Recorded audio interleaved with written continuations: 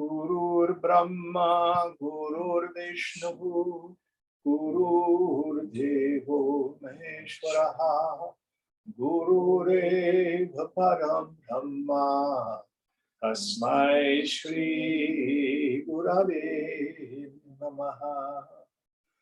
Chinmayam Vyapyat Sarvam, Trilokyam Sacharacharam, Atpadam Darshitam Yena, Tasmai Shri Gurave Namaha. Tvameva Mata cha Pita, Tvameva Bandhus cha Sakha, Tvameva Vidya Dravinam, Tvameva Sarvam Mama Deva Deva, Tvameva Sarvam Mama Deva Deva. Jai Guru. All right, so get out your copy of the chant and we'll practice it one more week together. So I'll chant each line first and then you'll repeat it after me. Yata sarvani bhutani, together. Yata sarvani bhutani, pratibhanti stithani cha. Pratibhanti stithani cha, yatraivo pashamam yanti, yatraivo pashamam yanti, tasmai satyatmane namaha, tasmai satyatmane namaha. Let's try the whole thing together from the top. And Yata sarvani bhutani, pratibhanti stithani cha, yatraivo pashamam yanti, tasmai satyatmane namaha. Pretty good. So, quick review. The story starts with a frame, which is literary. I just put the knob on this.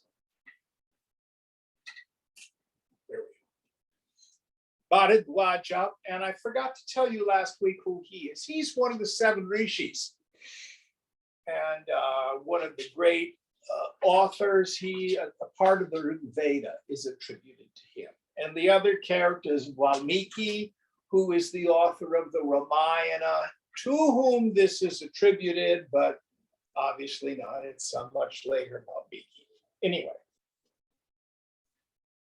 so Bharadwaja says, dude, how did Lord Rama attain perfection? Very important. Because, you know, he is a human being and the divine. Those of us who come from the Christian background, dogma in ancient Christianity about Jesus is fully God and fully human. That's Lord Rama too. That's true about all of us. So the story starts. Ram is not even 16 years old yet. So he's a kid. and he goes out on pilgrimages around the kingdom. Seems okay. Comes back and gets very, very dejected. Basically says, it's all vanity. Why should I bother to do anything? So now we are, which verse are we on? 13. 13 in the first chapter still, correct? Yes. All right, can you help us out, please, Ganesh? I think we start a new section, actually. Yeah. Section 2. You're right. Section 2, verse 13. Vishwamitra Agamanam. The arrival of Vishwamitra. Etasminneva kale tu Vishwamitro bhyagat rishihi tada dasharatho raja padyamarghyam nivedhya. Even during this time, the sage Vishwamitra arrived there. Then the king Dasharatha, having offered him padya and arghya, water for washing feet, and respectful offerings, is a traditional ritual of honor to a guest. So there's this sage, Vishwamitra, and he comes there, and the king has the court honor him as they would a guest, especially a sage and a brahmana, washing of the feet, garlands, the coconut, the whole business. So let's see what happens. Why is Vishwamitra there? Pranjali prayato bhutva Vishwamitra Vishwamitram tirtha bhutosi me brahman praptah parapradharmikah. Subdued and with folded hands, he, Dashratha, spoke thus to Vishwamitra. O sage, having come here, you who are supremely pious and virtuous have become worthy of veneration by me. So the king says to him, we honor you, we respect you, and as often happens in these stories, the next thing that's going to happen is a boon. Ask what you wish. So let's see what happens in the next verse. Kashyate paramah kamaha kinchate karavanyaham tatra javachanam shrutva Vishwamitro vyabhashatah. What is your supreme wish? What shall I do for you? Having heard the words of the king, Vishwamitra spoke to him thus. And you know, why else would you show up to see the king? It's the king's job to be the daddy of the kingdom. So the sage has come with a request. Let's see what it is. Going on.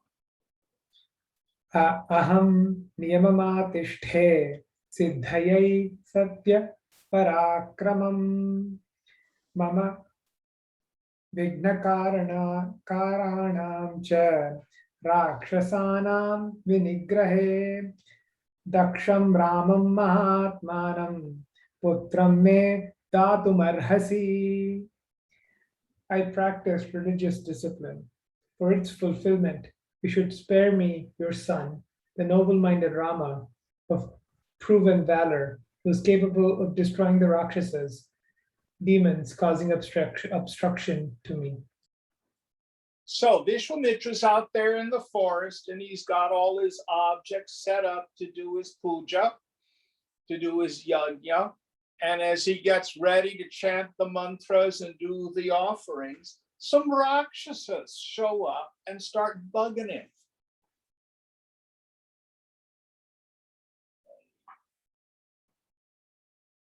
Trying to get rid of all these little demons who keep bothering him.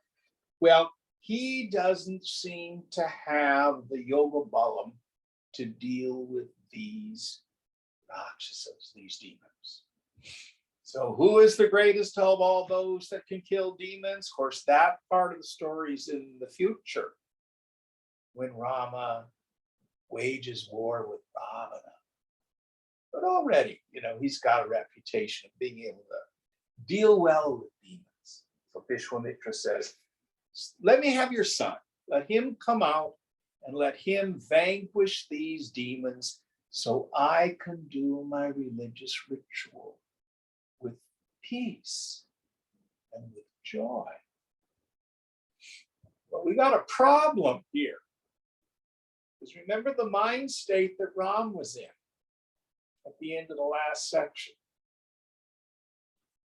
I'm sure he's really in the state to be able to do much Rakshasa thumping at this point.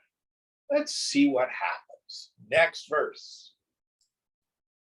Shrutvai tat biphalam bhupam vasishtho vakyam abravit napalayasi chet vakyam ko parah palayishyati.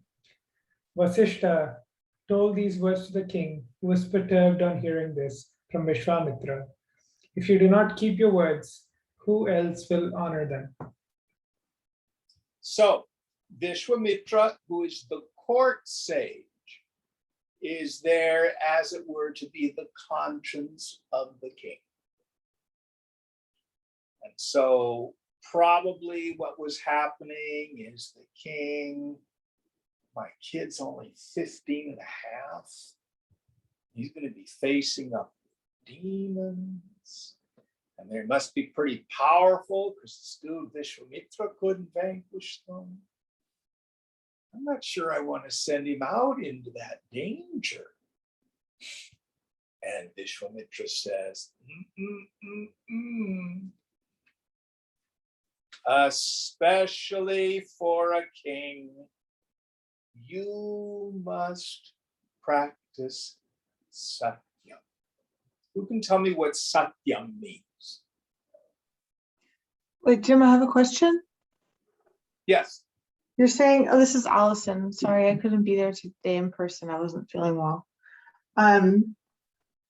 You're saying Vishwamitra was the conscience? Isn't it Vasishtha?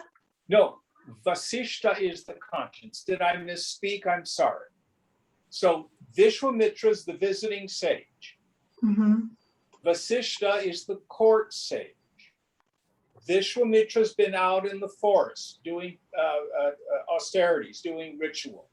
He's being bothered by demons. He comes in to see the king. King says, good to see you, dude. Ask me what you want, you can have it. And Vasishtha says, you better give him what he asks for because it's your duty as a king. I'm sorry if I mixed up the sages. Is that clearer? Yes, it is. And thank you. And also Satya is truth. Yeah. Well, it's more than that. It's truthfulness, it's authenticity, it's integrity. So, for example, if you've ever looked at the Yoga Sutra of Patanjali, we have the yamas and the niyamas, the do's, the things for personal purity and in our relationship in the world. But one of them is satyam, this truthfulness, but it means integrity and it means authenticity. So what we want to work on is when you say you're going to do a thing, you do it. If your satyam is wimpy, if you don't keep your word, if you're not a woman or a man of integrity in the world, it sabotages our yoga. It also has all sorts of other ramifications. It sabotages our intention in the world. in being able to accomplish what we want. So it has all that richness to it.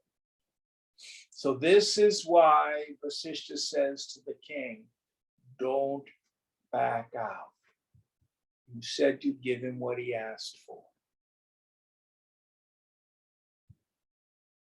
So for you and me, you're at work, and the boss says, I'd like this report by 5 o'clock on Friday. Can you do that? And you say yes. And then other things get in the way and stuff like that. And then you don't do it. And you think, well, I'll get it to him Monday, maybe. What happens if you do that in the business world? You get fired, eventually.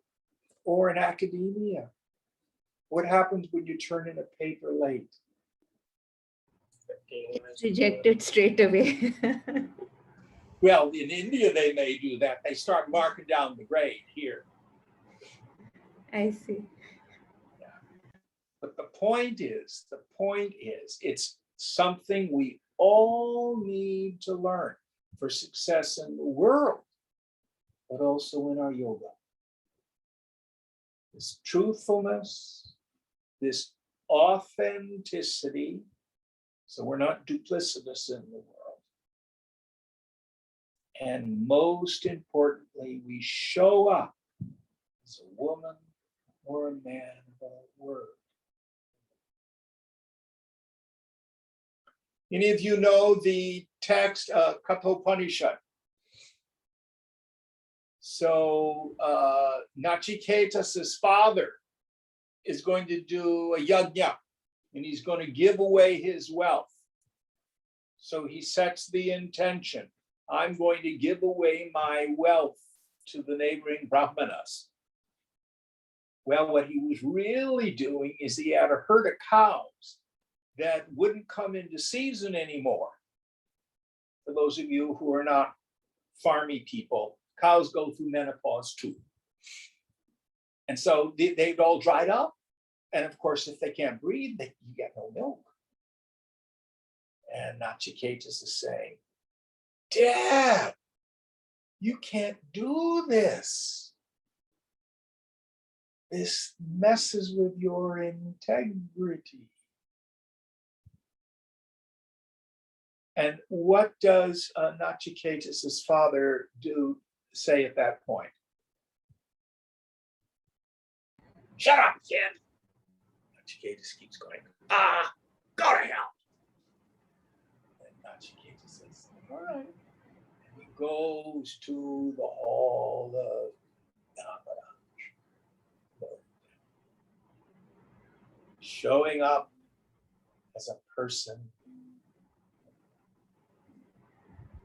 So we have this principle throughout the scriptures. So this seems like a moment in the scripture just in passing, but it does illustrate an important point. Any questions about this before we move on? All right, next verse. तथा वसिष्ठे ब्रुवति रामो राजीवलोचनः आगतः तीर्थयात्रायाः ततः प्रभृति दुर्मणाः सर्वमेवासदित्युक्त्वा तूष्णीम् एकोपतिष्ठते इति रामजनात् श्रुत्वा Vishwamitra उवाचः. When Vasishtha told thus, Vishwamitra heard from Rama's men. The lotus-eyed Rama, after returning from his pilgrimage, has become melancholy and remains silent and alone, holding everything as unreal, and spoke as follows. So they're all acknowledging that this is going to be a tough situation because Ram is not on fire. He's not eager to race out and kill demons. He seems like he's got clinical depression. Doesn't want to get out of bed. Doesn't want to do anything. Won't do his puja, his prescribed rituals and things like that. So let's see what happens. We have a dramatic moment here. Going on. Evam chet tam mahaprajnam anayant patra vegatah. If it be so, please bring him of great wisdom quickly here. So Vasishtha says, bring the kid here. I want to check this out. Going on. Esha moho raghupate na padbhayo na piragatah viveka vairagyavato bodha eva mahodayah. This delusion of Raghupati, Rama, is neither due to calamities nor due to passion. It is only the dawn of wisdom in one possessed of discrimination and dispassion. So we have an introduction to the notion of vairagya. It's a compound. The root is raga, which means passion. It's not a negative thing. If you're a musician, what do we call the various combinations of tones?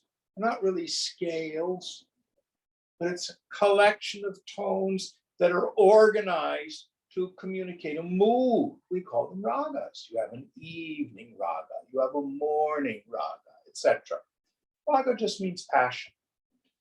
The prefix, can mean a superlative, beyond. Sometimes it means the opposite. When you mush the two together, you have to add some other stuff. So vairagya. Normally translated as the dispassion or detachment. But it's not being cold-hearted. Many people misunderstand this word. This is a rock. The rock is aragya. Is a prefix which means not. The rock doesn't have any feelings. You're a stupid rock. Doesn't care. You're the best rock in the whole world. Doesn't care. It has no feelings. But you and I are not aragya. And many people misunderstand the teaching and think that somehow it's about pressing down or suppressing our feelings or not having an emotional life. That is not vairagya. Vairagya is the transcendence of our ordinary passions. The example I give all the time is the tricycle and the bicycle. When you were a small child, did you have a little three-wheeled tricycle that you used to run around on?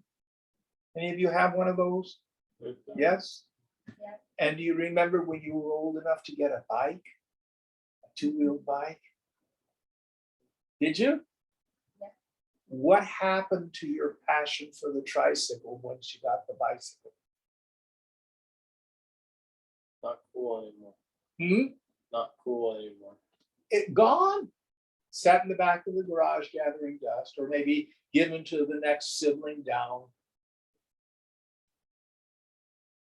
Why were you able to renounce the tricycle? Was it this great heroic act of penance? I am giving up the tricycle. No. You had something that was more rewarding. You had something that was more fulfilling.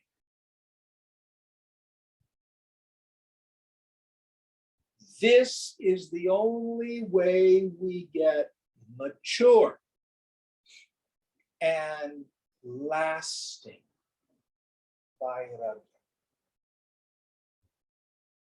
First, we pay close attention to the world.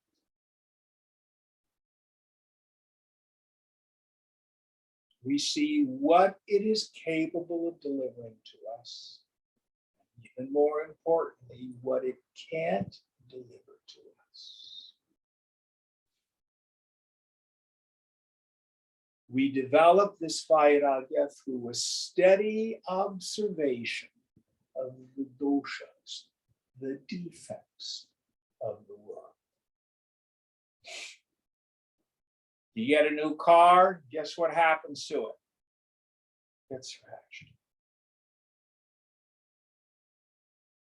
You buy new clothes, what's going to happen to them? Out of fashion.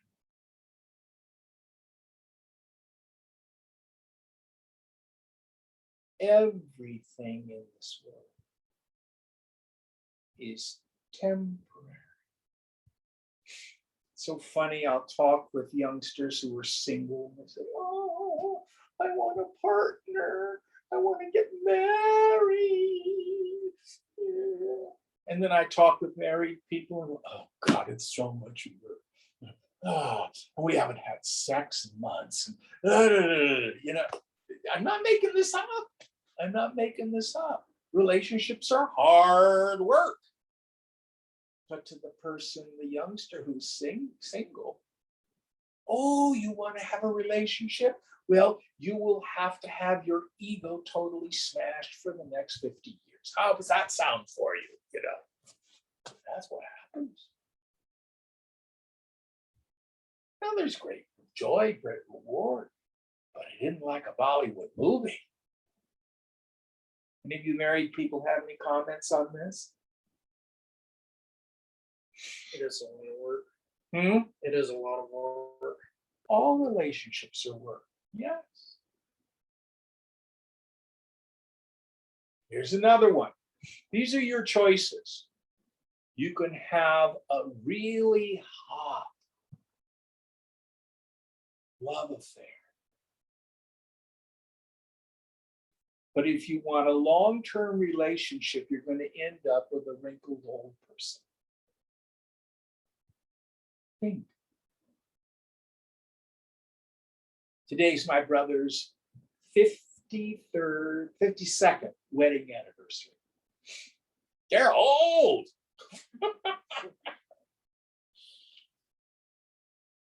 He's going to be 75 next month. In November, 2 months.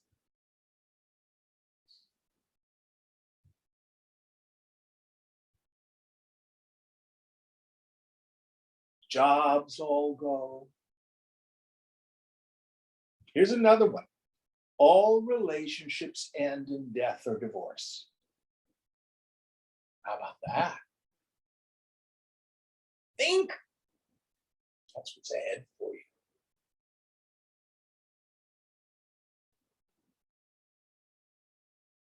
Nothing to be feared, but see it for what it is. And then there's always something deep within our minds that says, isn't there something lasting? Isn't there something, we use the philosophical term, real, that I can place my heart, that I can place my passion, that isn't going to just fall through my fingers like sand. And when we start to think this way, we begin to develop vairagya. the world quits having all of its siren calls. Better job, title.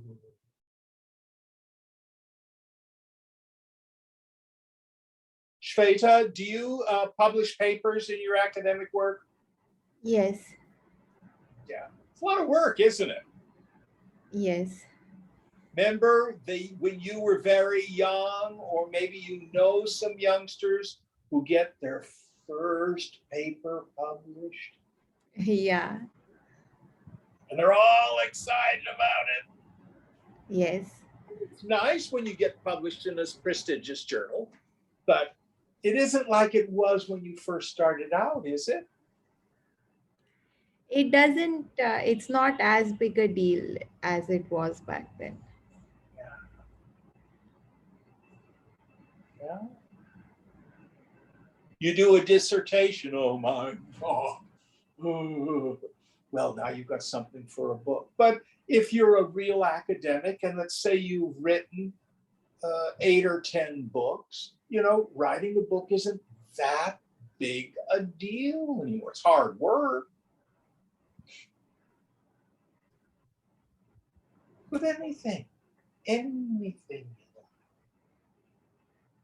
So with this understanding of vairagya, the transcendence of our ordinary sense of passion, let's see what happens next in our story. Next verse, please. Mohesmin marjite yuktya vishrantim ishyati dhruvam. If this delusion is wiped out by proper reasoning, he will certainly attain peace. So, Vasishtha says he has developed a mature distaste for the world. Now all he needs is to be enlightened. He has the prerequisite for successful yoga. Now listen very carefully. This is for all of us. Samadhi,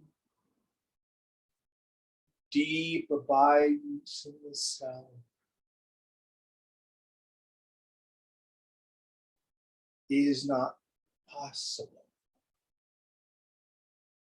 without intense vairagya. We have to see the fundamentally illusory nature of the phenomenon. Shankara's famous example of the snake and the rope. If you want to get rid of your superimposition of the snake that you thought was there and see the rope that's really there, can't spend all your time smooching that snake. First of all, it's not going to be very rewarding because there's nothing there. But you've got to be willing to look what's the substrate.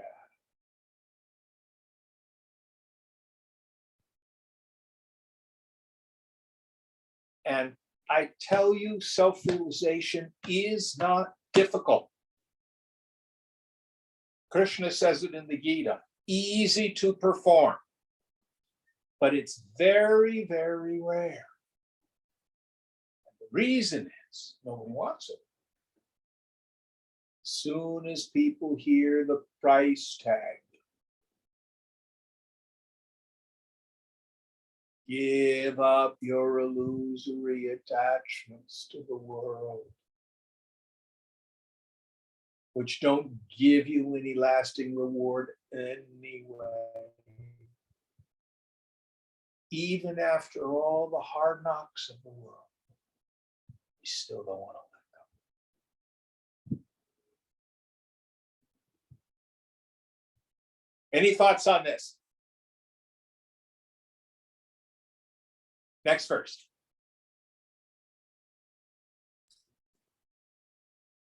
Etasminantare Rama pituh pada पादाभिवन्दनं कर्तुम् अभ्यागतस्तत्र प्रणम्य पितरं मुनि भूमौ परिजनास्तीर्णे चासने स न्यवीक्षित. In the meanwhile, Rama, having come there to worship the feet of his father, bowed down to his father and the two sages and sat down on a carpet spread on the ground by the attendants. So he obeys. He comes into the audience hall and pranams to his father, respectfully to the other sages, and he sits down on a carpet, an asana, and let's see what happens now. Tada Raja Munibhyam cha Samprishto Mohakaranam Uvacha Vachanam Ramo Yathavad Ativistaram. Then Rama, questioned about the cause of his delusion by the king and the two sages, told these words duly and in great detail. So they want to know why he's so dejected. Let's see what he says. Going on. Jivitam dukkhamayam, life is full of sorrow. Sri Rama Vacha, Sri Rama said, Kathyam yaham agnyopi vichara kriyate maya jayate vritaye loko mriyate jananaya cha. I tell these things, though I am devoid of knowledge, since I reflect on them. Men are born to die, and they die only to be born again. So he has investigation, vichara. And the one thing he has talked about, has seen in the world, we're born into this world, and then as Shakespeare says, we grunt and sweat under a weary life, and then we die. And then we're born and we do it all over. Now, you do not need to believe in the doctrine of reincarnation to get value from this teaching. You can take something like employment. Get the job you think you want. It's okay, but oh, I'm bored. And, you know, it's not challenging me anymore. And I work with so many jerks, blah, blah, blah, blah, blah. Okay, I'm going to start shopping my resume around. You get another job. Oh, this is going to be better. And in time, the same thing happens.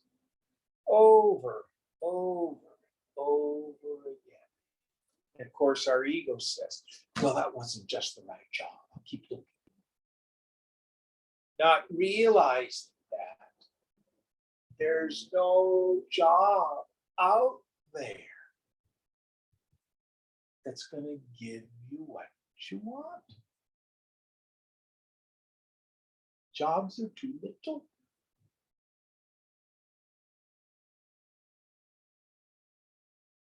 So we can think of it as the birth and the death of experiences. Oh, Jim, I love to travel. Okay. So you go traveling. What happens when the vacation's over? Oh, I gotta come home and go back to work. Born, die. Everything. So the root of this is what the Buddhists call impermanence. Meditating on the fundamental impermanence of everything.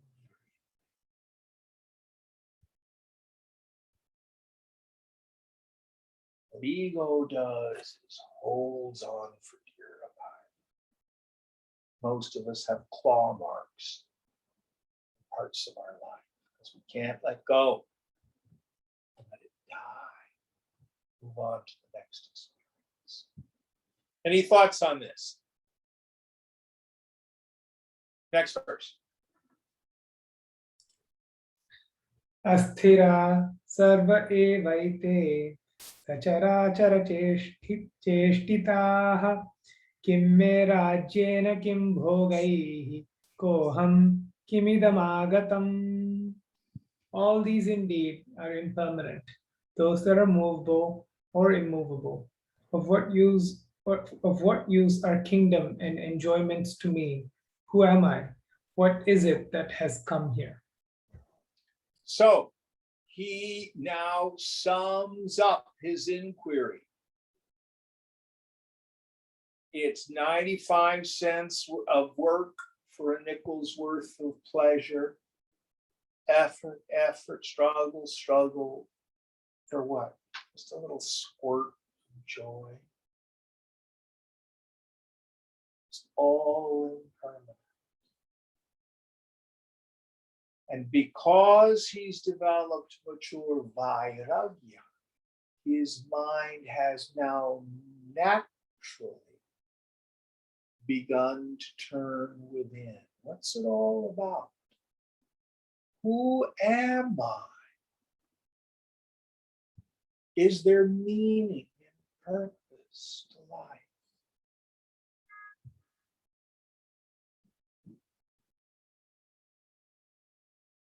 The bhogi, a person who's extroverted into the world, who for them, the world is all more, better, different, cash and prizes, the one with the most toys at the end wins. They never think about that stuff.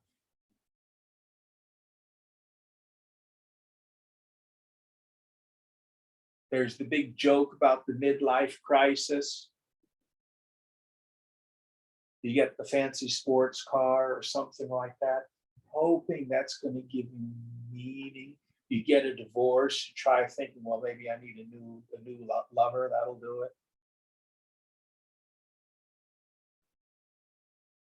Those rare few minds turn within. What's it all about? Who am I? What's the meaning of life? Going on. Evam vimrishatastivram sarveshvapi cha vastushu aratir mama sanjata pathikasya marushviva. Thus, reasoning intensely, there arose in me dissatisfaction for all things as that in a traveler for a desert. Yes, so he develops this sense of dispassion for the world. Why go after this stuff? It's just repetitive. It's so boring. Like a traveler going through the desert, same thing over and over again. It's bleakness. Even if we have something we do that brings us joy, you do it over and over again. Oh, this is a terrible truth. It's what we call the law of diminishing reward. First piece of chocolate is wonderful. What happens after you've eaten the whole box?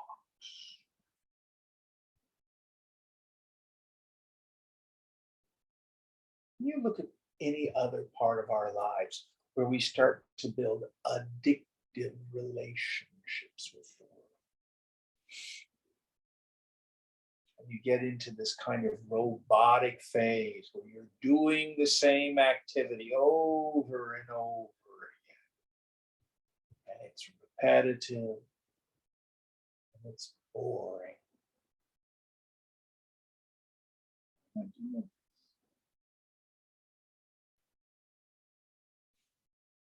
Next verse. Shamyatidam katham dukkham iti tattosmi chintaya Shri Mune parimohaya sapi nunam na sharmada. How does this sorrow come to an end? I am burnt by this anxiety.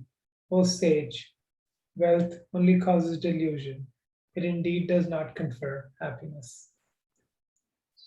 So he's caught up in the repetitive cycle of the world.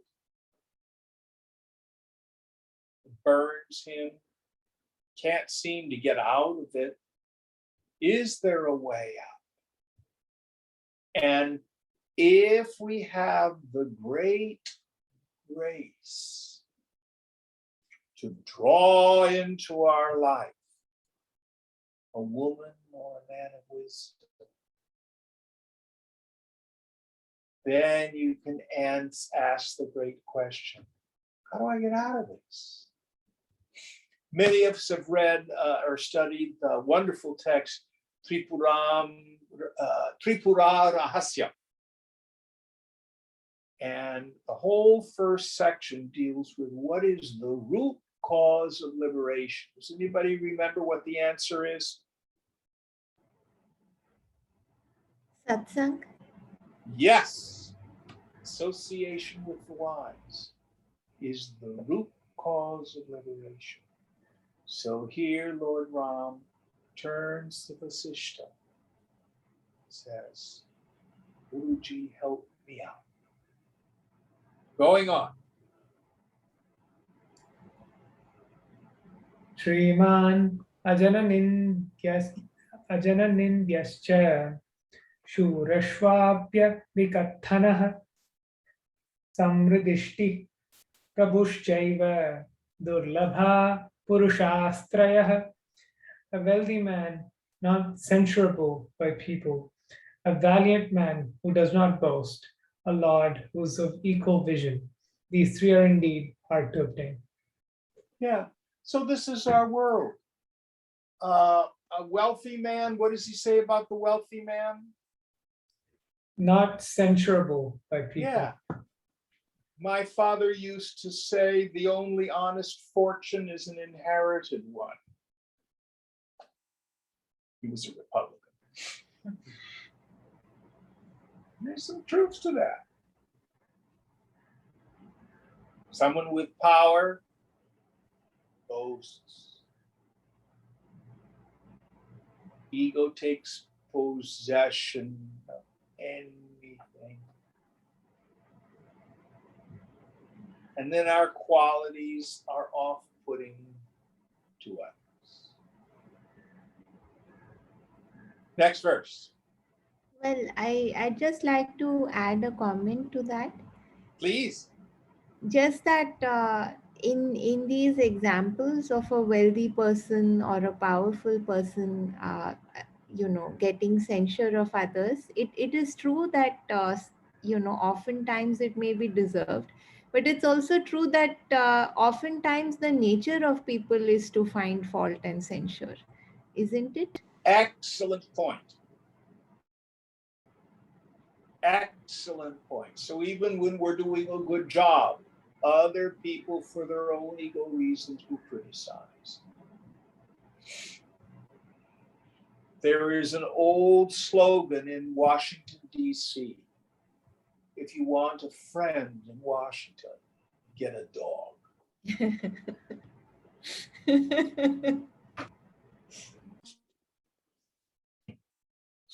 For exactly what you're talking about.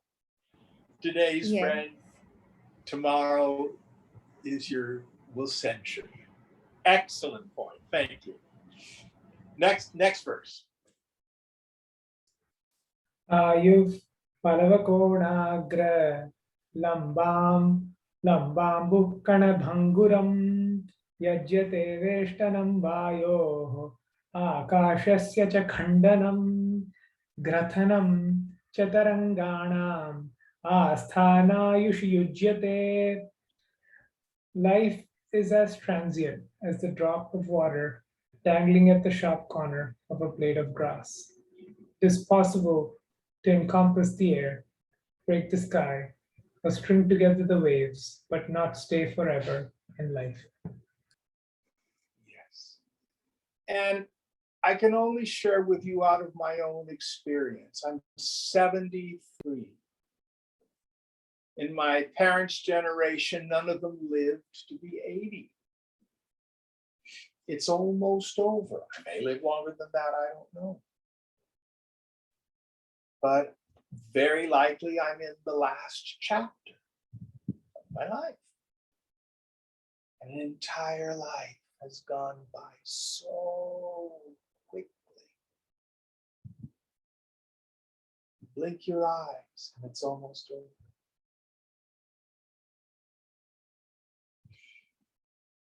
So this is not a rehearsal. This is your life.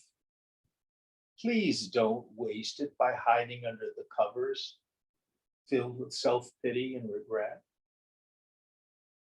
Live it. Because too soon, it's over. Any thoughts on this?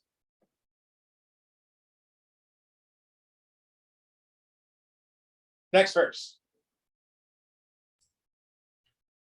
तरवोऽपि हि जीवन्ति मृगपक्षिणः स जीवति मनो यस्य मननेनैव जीवति जातात एव जगति जन्तव साधु जीविताः ये पुनर्नेह जायन्ते शेषा जरठदगर्धबाः. Trees also live, and so do animals and birds. He alone lives whose mind is alive by reflection. Only those beings are born in this world with a noble life who are not born here again. The rest are aged asses. Yes. So most people don't live much differently than a donkey. They look for food. They look for a mate. They run around. They have to work. They do it all over again the next day.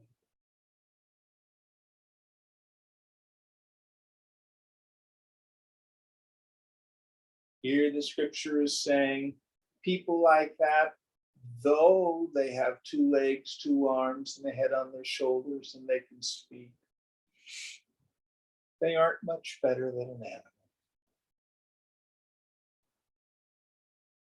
The only person who's truly alive by this definition is the one who's willing to engage vichara, investigation, to ask the great profound questions. Any thoughts on this? Jim, really quickly. I think it's interesting, how so many people relate to that Einstein quote, insanity is just doing the same thing over and over, expecting different result. Kind of remind me of this because to me, that's most of what we do is just the same thing over and over. It's, I feel like I'm stuck in it like crazy. I've been amazed how difficult it is for me not to cuss because I've just been cussing nonstop for the past several years, 20 years at least. And I'm working on that right now, but it's just amazing how, what I've truly noticed is most of what we do is just repetition. And I think that's kind of what this verse is saying, I guess. But I think I know for a lot of us. I think you're right. I think you're right. Yeah. And it is possible to change. Change is constant, but yeah. The root of being able to change away from all that externalized habituated behavior is to have real motivation. And that comes when we have this investigation. Good point. Good point. Anybody else? Yeah, I got a question. Yeah. So I guess like conventional wisdom is that a full life is one that you're like really engaged with the world and go and have all these experiences and do a bunch of different stuff and meet a lot of different people. And we hear that a lot in modern society. So I guess like how do you square that with Vairagya? Well, what yoga says is that's like the story of the emperor's new clothes. Everybody is saying that is a full life and rewarding. But frequently we compare our insides to their outsides. What are they like when they go home at night? Do they suffer from loneliness? Are they frustrated? Must they deal with age? How do they deal with loss? And yoga doesn't say not have a full life. But the question is, what makes life full? So it's a good point. In America, that's the conventional wisdom. And the question is, does it work? So I guess my real question was, if that's not a full life, then what would you say we replace that with? Like, what makes a full life? Well, what the scripture is saying is a life of investigation. Justin, you're the Platonist. Isn't it Socrates who said the unexamined life is not worth living? You got that quite well, Jim. Yes. And know thyself is what he read on the temple wall at Delphi. Yeah.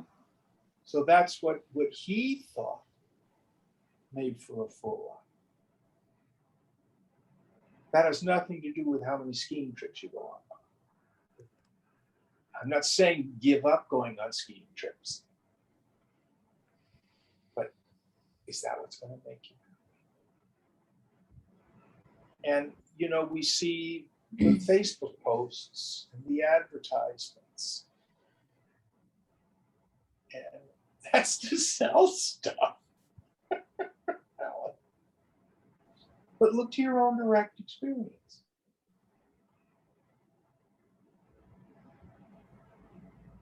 You know, you can do all that stuff, but when you come home at night, are you still restless and discontent?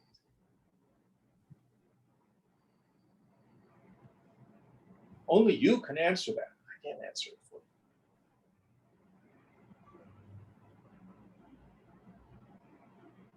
I don't know if that's useful, was it? Yeah.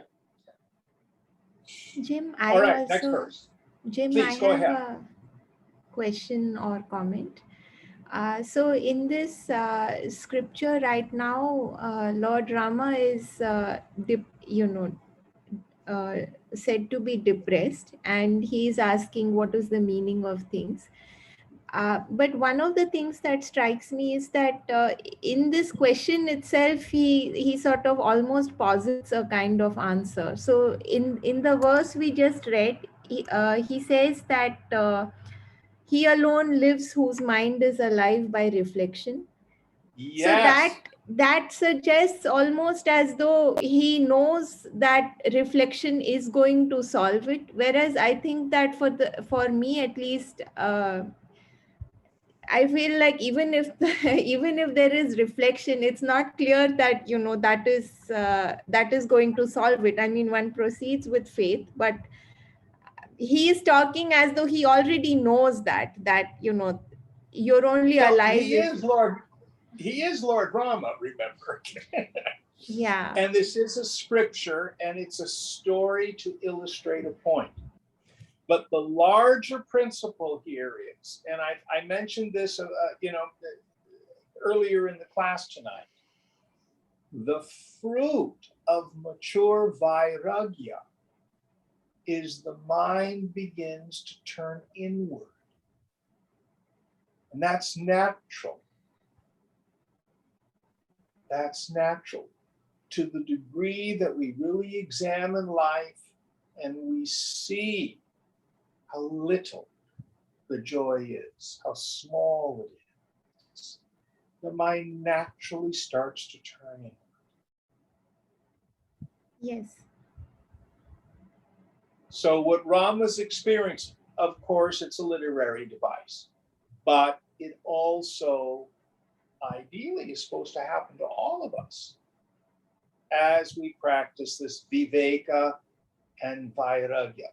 Shankara says those are the two wings of the bird that takes us on the flight to the infinite. That firm conviction in the intellect that Brahman alone is real and the phenomenal world is unreal. Brahma Satyam Jagat Mithya. This is known as Nitya Anitya Viveka. This is known as discrimination between the real and the unreal. So first you examine it, then develops Vairagya. Shankara defines it as that desire to give up attachment to all enjoyments gained through the senses, and the desire to give up all identification with any form of self, starting with the body up to and including the form of Brahma, the creator, meaning I'm a powerful person. Two go together. So Ram has examined the world, Viveka, and the fruit of it is his Vairagya. Now, he's not yet realized his self in this story. We have the whole rest of the scripture to work on that. Right. Excellent, excellent stuff. Now, she's asking good questions. I want all the rest of you to ask questions too. Don't be intimidated. It's appropriate. I'm glad people out there in Zoom land are feeling free to ask. All right, next verse. Bharo vivekina shastram, bharo jnanam charaginah, ashantasya mano bharo, bharo natma vido vapuh. The scripture is a burden for one without discrimination. Knowledge is a burden for the passionate.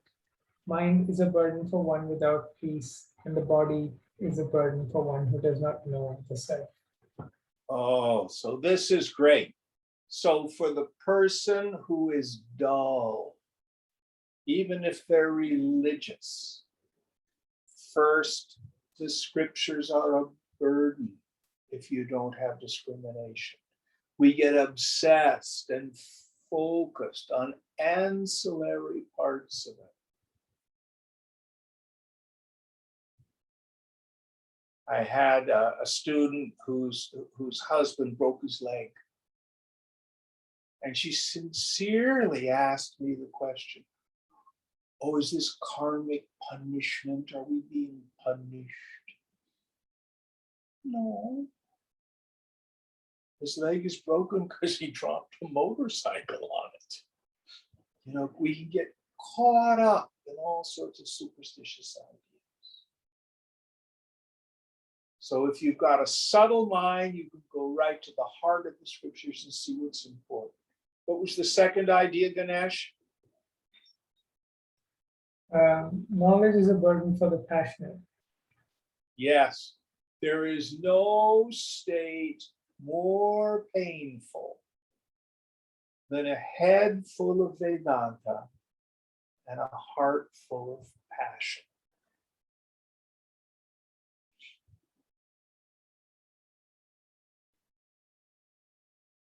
That really is painful. You know you're being a fool and you can't stop. Anybody have that state? Next idea. Mind is a burden for one without peace. What mind is a burden for one without peace? Yes. So Krishna says in Gita that the mind is the enemy of the self. And then later on, the mind is the friend of the self. So most of us, our minds afflict us. We try to meditate and when you make a mistake in life, your mind says, why did I do that? What did I? I'm such a piece of. Or we go into the future, what's going to happen? That's going to, it's all going to be catastrophe. That's what our minds do. afflict us. Ah, but for the Premi, the lover of God, whose mind can abide itself.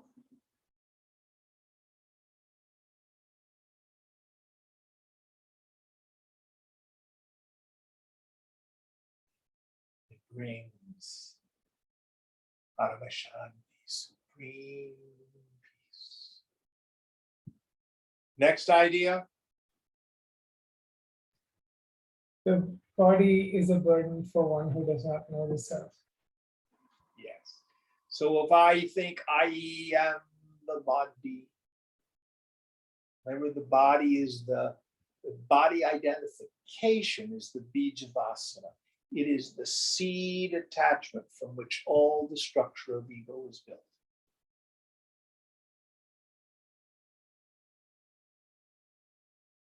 If you think you are your body, then all that, how am I doing? Am I okay? What do they think of me? Fear of death, fear of failure, all these things afflict them. But for the woman of knowledge who knows she's not the body as ever before her, she has no relationship to it.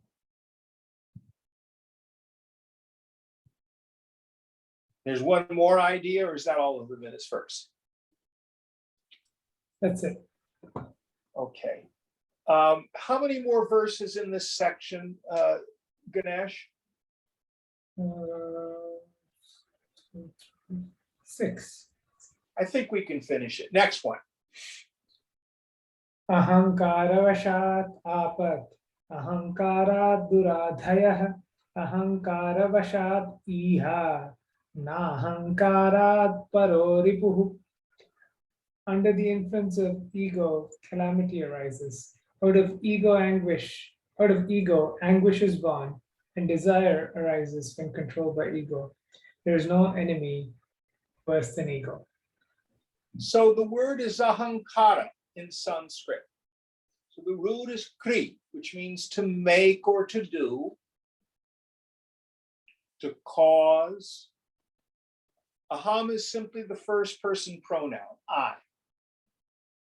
So ahankara are the thoughts, the feelings that create my individual sense of I.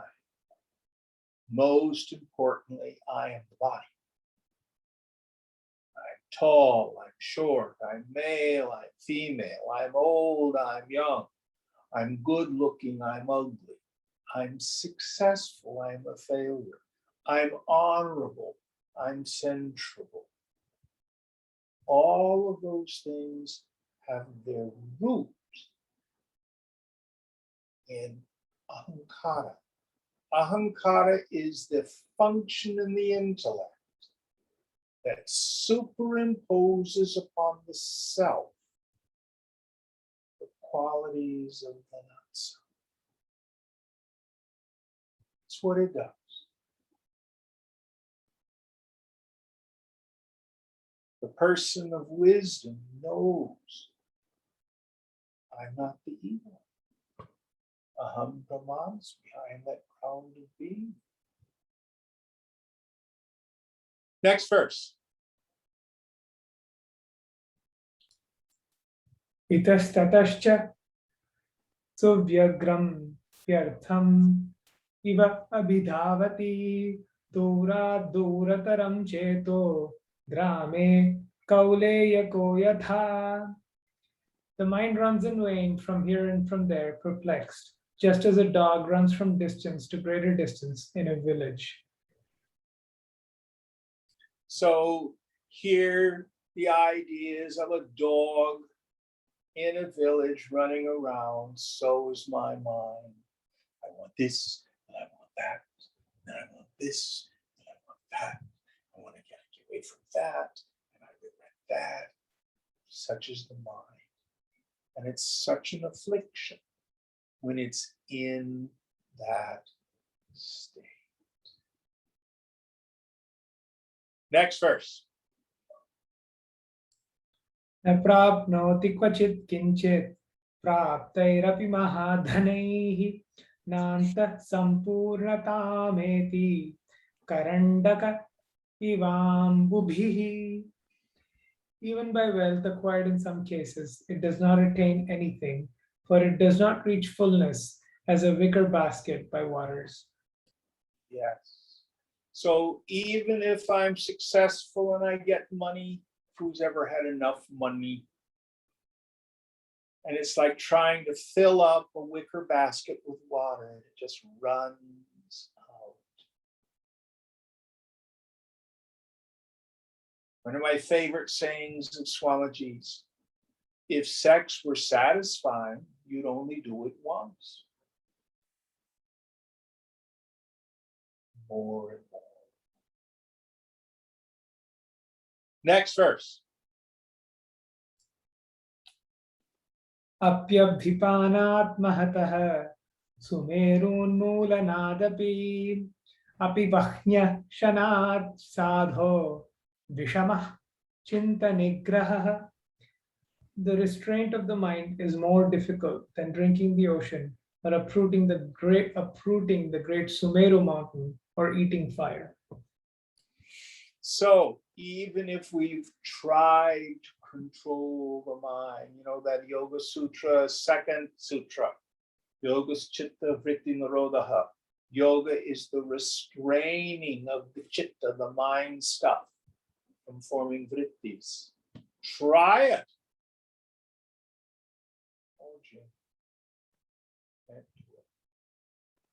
Arjuna in Gita in the 6th chapter says, Krishna, to try to control the mind is like trying to control the wind.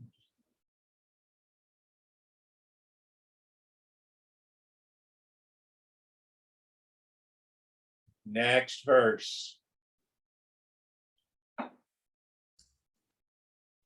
Sarva samsara doshanam trishnaika dirgha dukkhada nasidhara navrajjarchi nataptaya kanarchishah tatha tiksha yatha brahman trishneyam hridi samsthita.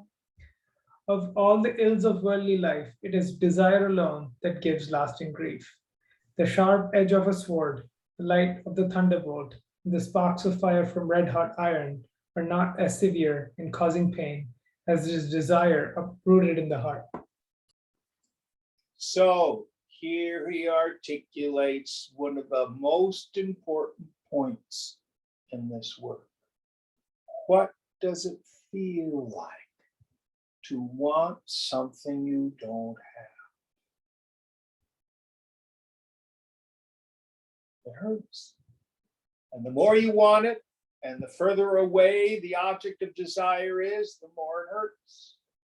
Then there's the flip side, which we call Vaisha Aversion. I want to get rid of something I can't stand. Yoga says there is no other suffering than wanting something you don't have, or trying to get rid of something you don't like. Now, physical suffering, we'll put that on the shelf. That's not what afflicts most of us. So there's an assignment here. The assignment here is to watch our minds this week. Pay attention. Watch the mind as it extroverts. Want.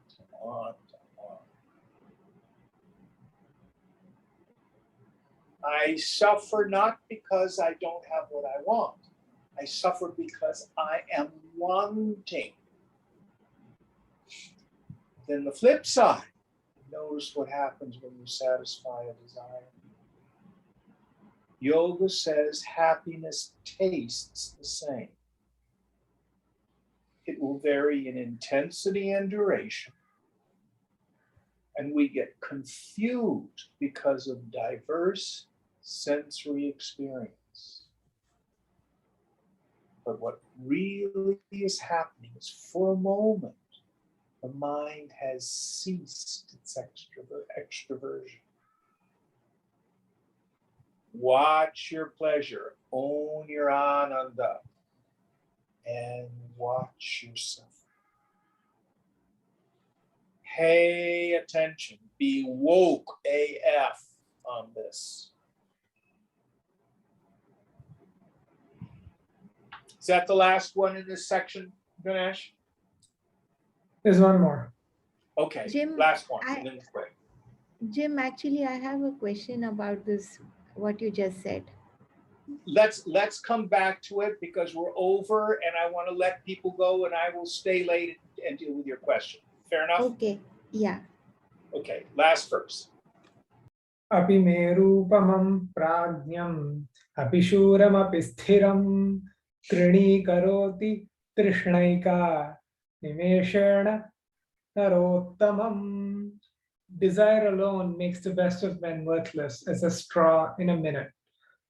Though his wisdom is as high as Mount Meru, though he's valiant and though he's firm. So the point is you can have read all the scriptures in the world. You could have done all these various tapas practices, austerities, but if you have not dealt with the compulsive part of the mind, it means nothing. Now, hopefully this has been very depressing. That's its intent. Has twofold. If there are students who are here just for interest, hopefully this has bored them to death and made them very depressed and they won't come back. That's good. But also this meditation on the smallness of the world is absolutely essential to then reach the higher flights of spiritual experience. So what's made you feel like crap, good.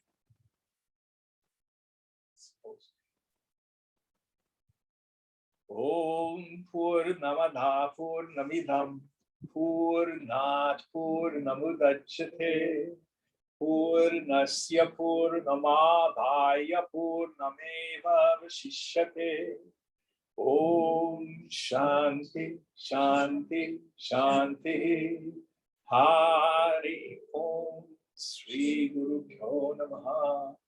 Hari Om. Om.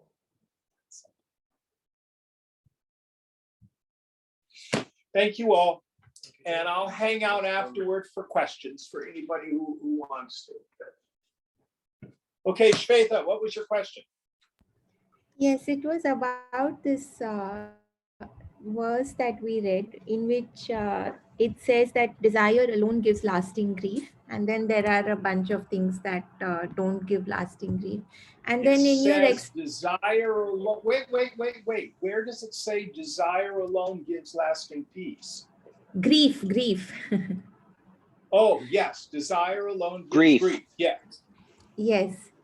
And then you said that yoga says that there is no suffering except wanting what you do not have or not wanting what you do have, right? Yes.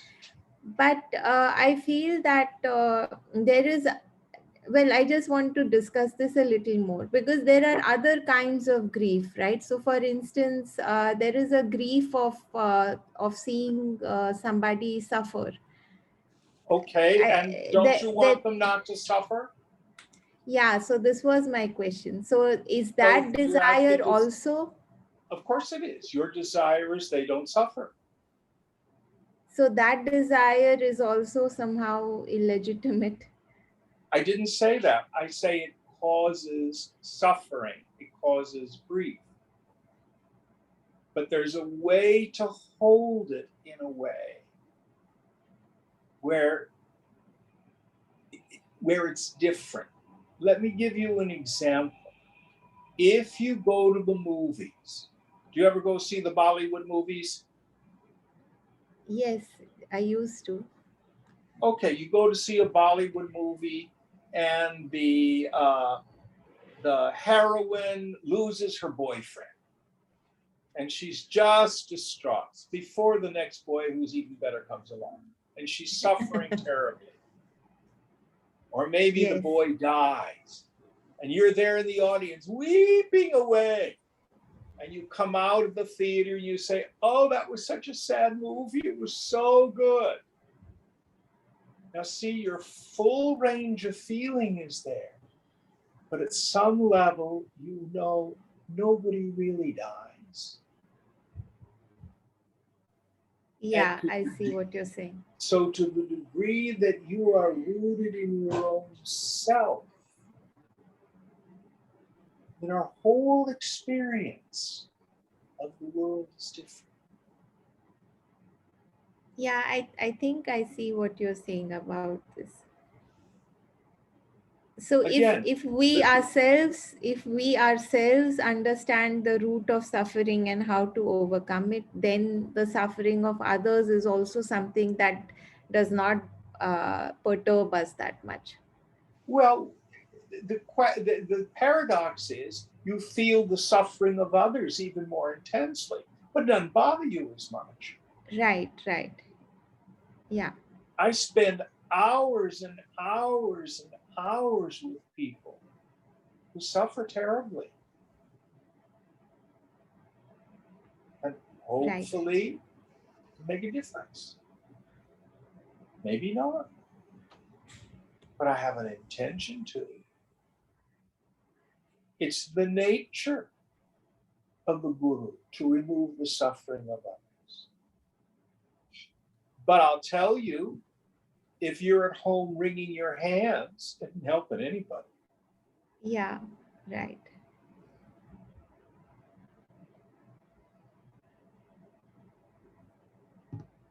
Very good question. Again, remember our distinction. Aragya. The rock has no feelings. That is not the goal of the spiritual life. Vairagya, transcending our ordinary level of passion to something fuller and richer. But we have to let go of the grip we have, the attachment we have on the things of this world.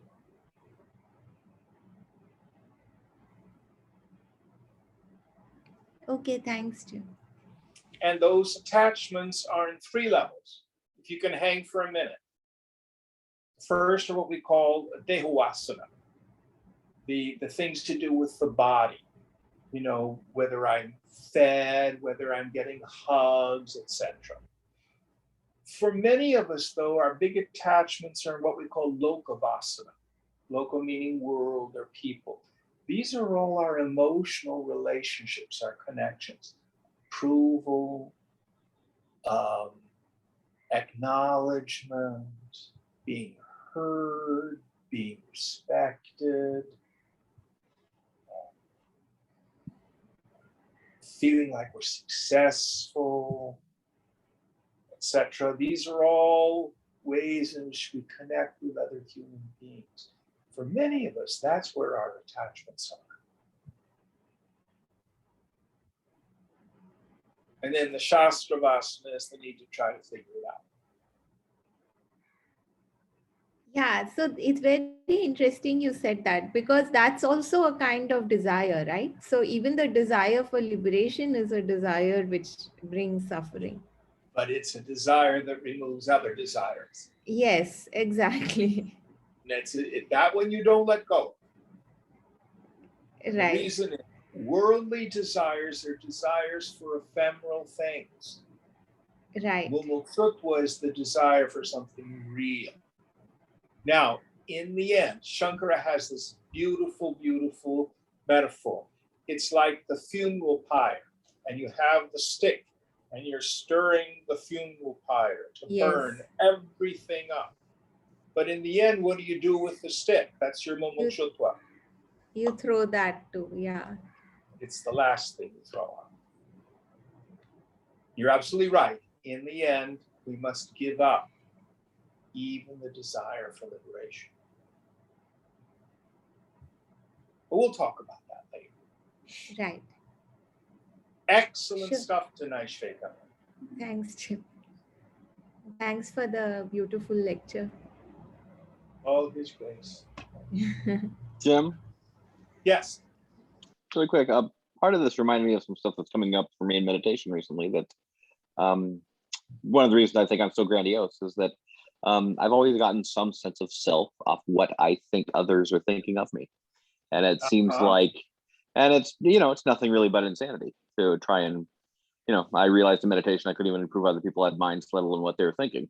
So, but it's it just seems it's very interesting how we all do it to some extent. It's all some sense of self on what we think others are thinking of us is what I don't know. It's just, but yet Now that you've acknowledged it, though, can you begin to let go of it? well, that's what I'm working on. That's Yeah. What I say to myself every time a thought rises in meditation every morning is who cares? Next. And And the that's place- what I've been saying to place, myself though, as I to walk take down it. the street too. Yes. That's where it's most important to do is when you're walking down the street. Well, I always talk to myself when I walk down the street. So, but yes, but that's what I say to myself constantly is who cares? But yes, But when you're on the bus and all of a sudden somebody pushes a button, or you're at the store, something I like know that's that. what I'm working on. Yeah. Excellent work, Justin. Okay. Well, take care. Have a good night. Thanks again. I love you. Love you too. Bye. Anybody, any other questions out there in Zoom land?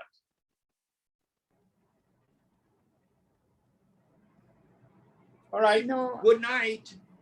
Good night, Jim. Thank you. Bye.